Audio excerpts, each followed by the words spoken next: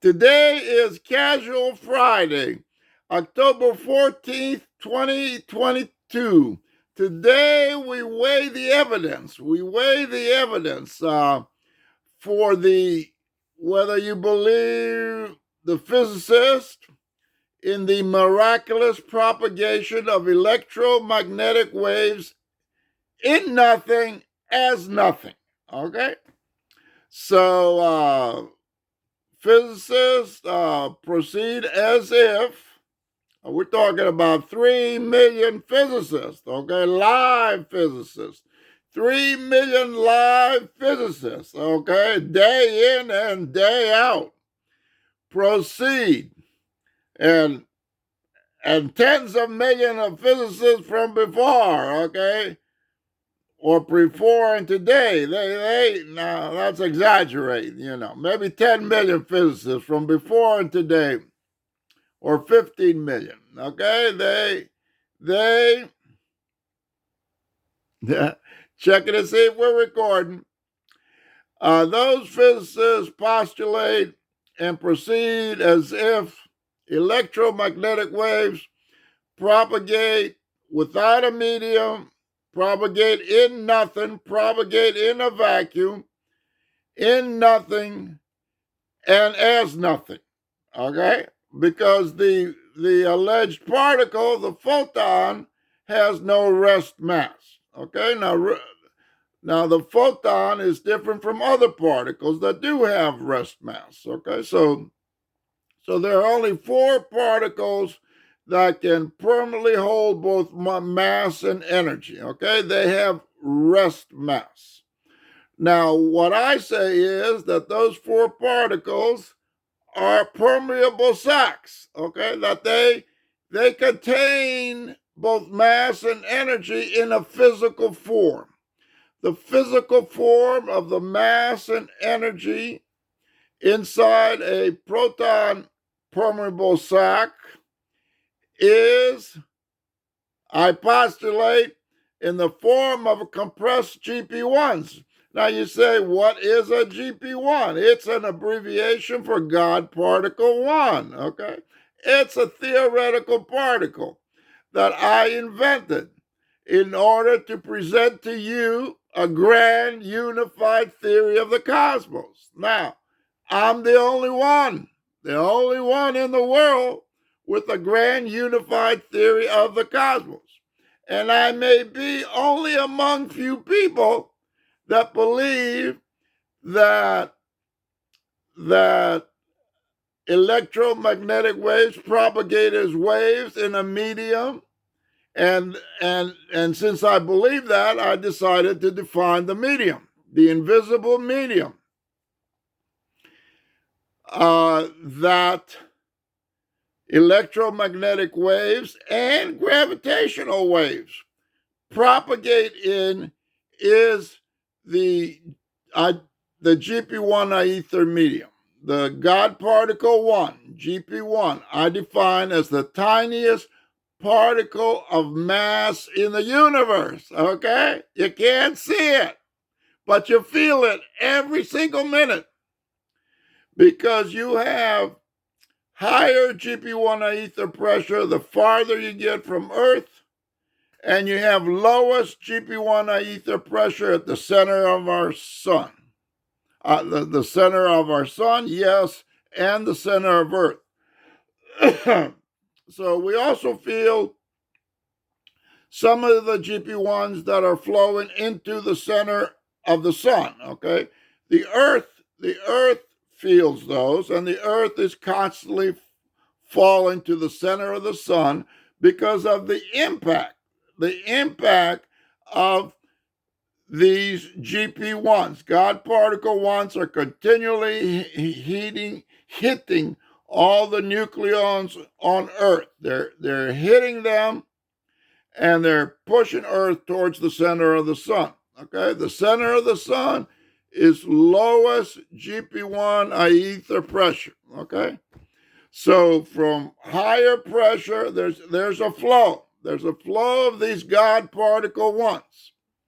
There's a flow of these God particle 1s to the center of a mass. Okay, the bigger the mass, the quicker the nucleons heat up, and the greater the gravity. Okay, so gravity is not just a function of mass. Okay, gravity is a function of mass heating up. Okay, now you don't have to take my word for it. There's proof for this.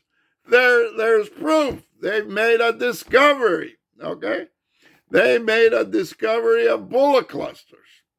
And in the discovery of bullet clusters, they noticed gravitational lensing around the stars, and they noticed a lack of gravitational lensing against gaseous cooling. Okay? So now we'll take it one step forward. If gases are cooling, then you have dark energy released. In conservation of energy, only Adoni says this. You heard it here first, okay? In conservation of energy, okay, as gravity is generated, as we are pushed towards the center of the earth, okay, not pulled, we are pushed. We are pushed from higher GP1 ether pressure to lower GP1 ether pressure in the center of the earth. This is a natural flow of particles of mass.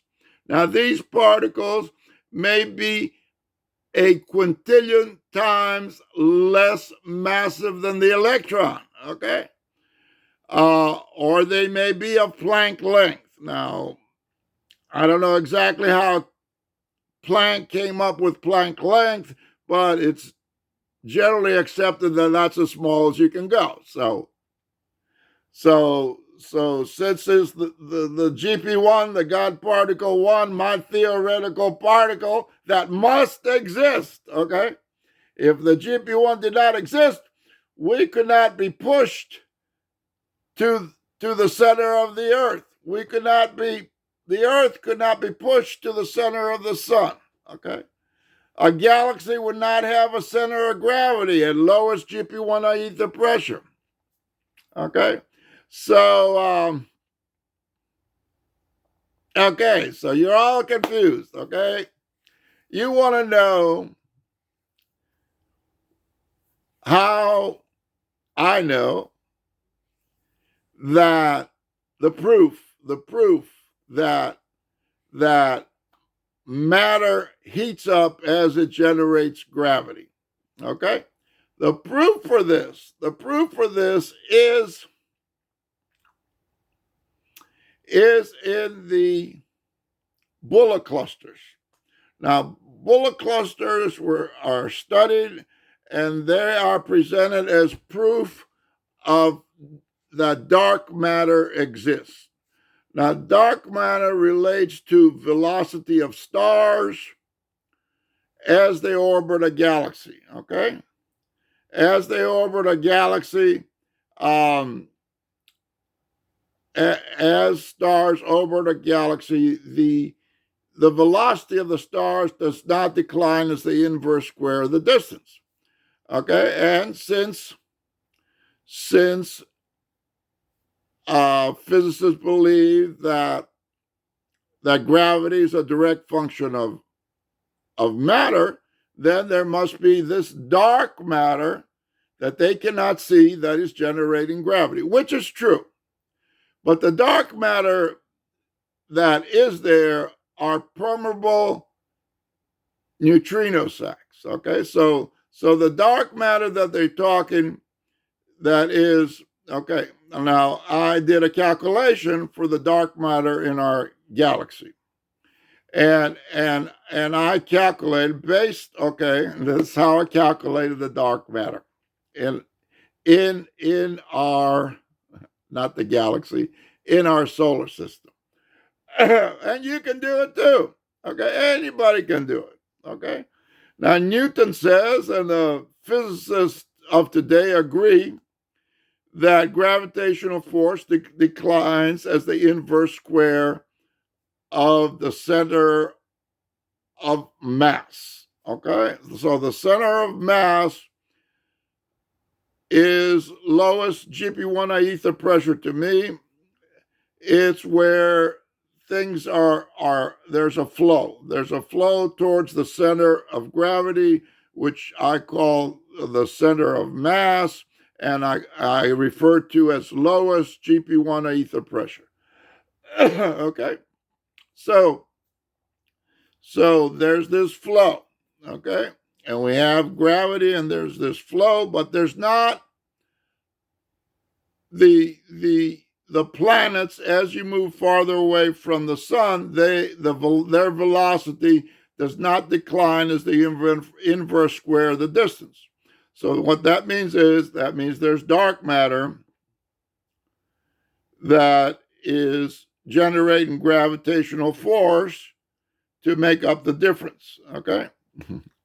Now I'm going to go over the calculations for this, but the thing to note is that between our sun and the orbit of Neptune is 165 solar masses of neutrons. No, of 165 solar masses of invisible neutrinos that generate the gravitational force of 166 solar masses. So Neptune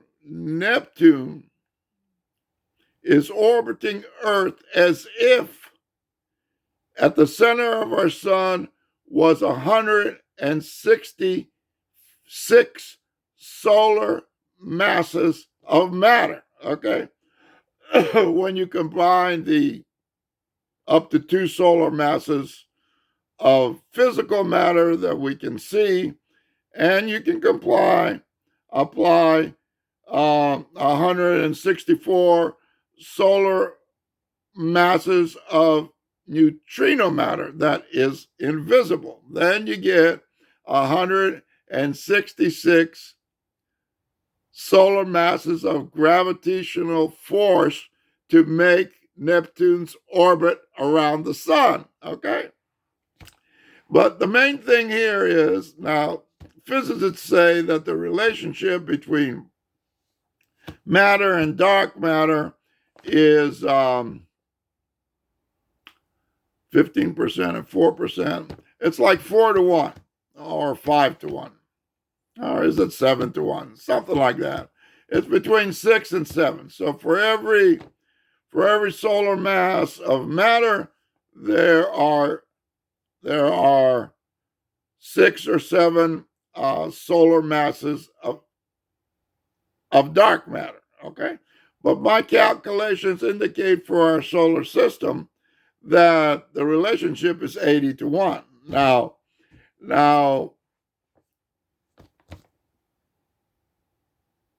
okay, so the point I'm trying to make is, and the point that why I bring up the bullet cluster is, now, first, what is a bullet cluster? A bullet cluster is when two clusters of galaxies approach each other at high speed. Okay, they approach each other, sort of like they're envisioning a collision for Andromeda and her dwarf galaxies, and Milky Way and her dwarf galaxies. Okay, let's say there's an actual collision. Okay, this is what happens in a bullet cluster. The galaxies do not combine. Okay, what happens in a bullet cluster that could happen to Milky Way and Andromeda? You have two clusters of galaxies, and they approach each other, and then they go through each other. Okay, there's a collision. Now the stars just keep going. Okay, there may be some collisions, but mostly the galaxies. So you have galaxies going through each other, and then the galaxies have stars, but mostly the galaxies go directly through, no issues. Okay, and in the back they leave their hot um, halo gases. Okay, and other gases. Okay, so the stars and the galaxies keep going forward, but the hot gases and the cool gases they get left behind. And then as the galaxies, the clusters separate, then they pull the gases behind them. Okay, so if you look it up, they'll show you the gases in X-ray, and then they'll show you the galaxies and the gravitational lensing. Okay, so the key point here is that dark matter or gravity, okay, dark matter, gravity stays with the stars. Okay, but we take it a step further. Okay, there's no gravitational lensing around the cooling gases, which have the same mass. The gases left behind have the same mass as the mass in the galaxies, the stars. Okay, the mass is the same, but the gravity is different. Okay, so this is how you know. This is the proof that tells you that gravity is not directly proportional to mass.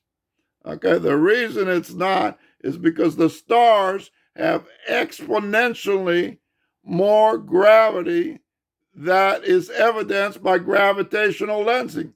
There is no gravitational lensing around an equal amount of mass. The gravitational lensing is around the two bullet clusters of galaxies. Well, one is the smaller one of the two is the bullet cluster. Okay, so they go through each other. Then you end up with gravitational lensing, which means there's a lot of gravity there. You have gravitational lensing around the galaxies, around the stars, and you have no gravitational lensing around an equal amount of mass. Okay, so they present this to you as proof of dark matter. Okay, and I present it to you as proof that gravity is a function of matter heating up. Okay, matter heating up. Okay, I'm gonna go get a haircut. I'm gonna go get my beard trimmed. So we'll take this up tomorrow or later tonight. Okay. Thank you so much for listening and pass the word around. Okay, you're only gonna hear here. You're gonna hear the truth here about physics and not magic truth, physical truth. Talk more later. Bye.